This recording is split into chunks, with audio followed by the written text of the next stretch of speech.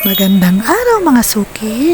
At dahil nga po may parcel na naman ang tindera, ay syempre unboxing na naman tayo.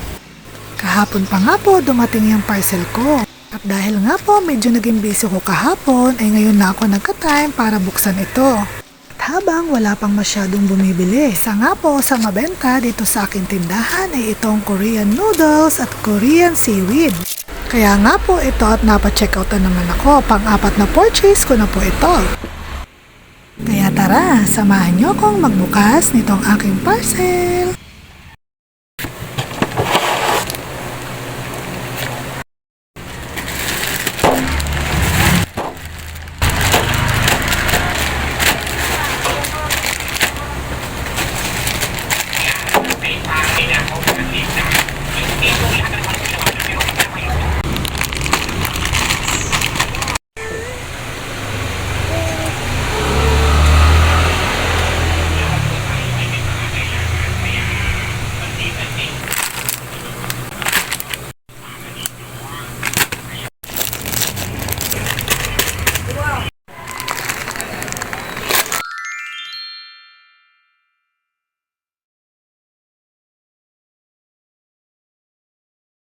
Isa talaga ito sa binabalik-balikan ng aking mga suki.